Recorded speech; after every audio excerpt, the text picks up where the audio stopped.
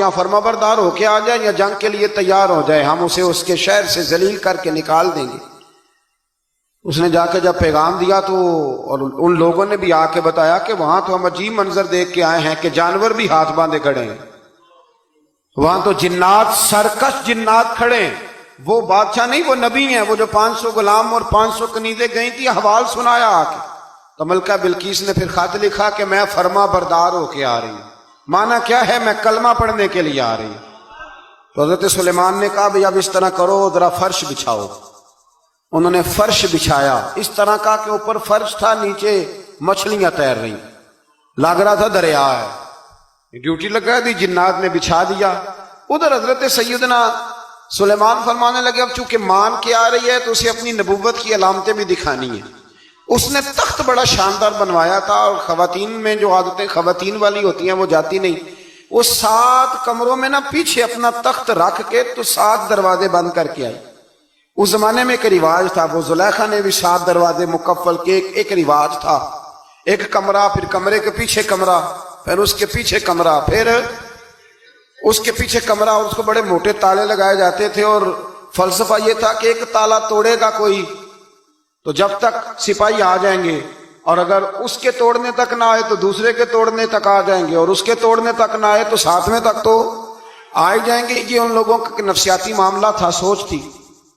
7 کمروں میں مکفل کر کے نا وہ نکلی تو حضرت سلیمان علیہ السلام کہنے لگے بھئی مجھے اس کا تخت چاہیے اس کے آنے سے پہلے۔ اس کے آنے سے اس واقعے کی کیا ضرورت تھی قرآن پاک میں؟ یہ کیا حاجت تھی یہ تخت والی ساری بات قرآن نے کیوں بیان کی؟ پوچھیں آپ اپنے دل سے بھی اور انکار کرنے والے منکرین سے بھی، اس کی کیا ضرورت تھی؟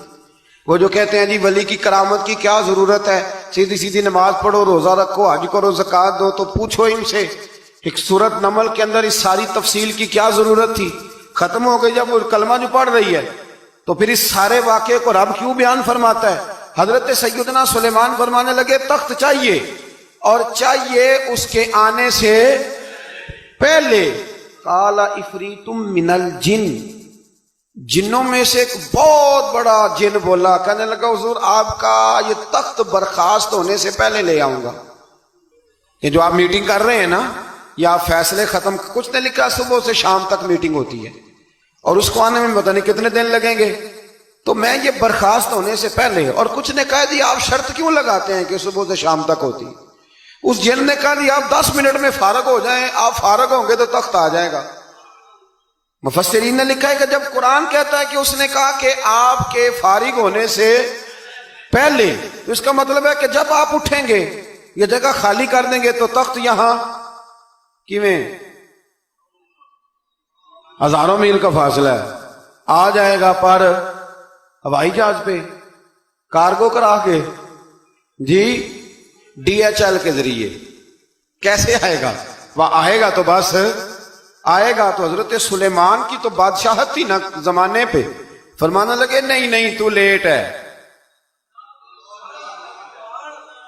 تو لیٹ ہے، تو ہمیں جانتا ہی نہیں، اٹ سٹ تے پکھڑا کوار گندل، اسی اور بھی بوٹیاں جاننے ہاں، یہ تو لیٹ ہے۔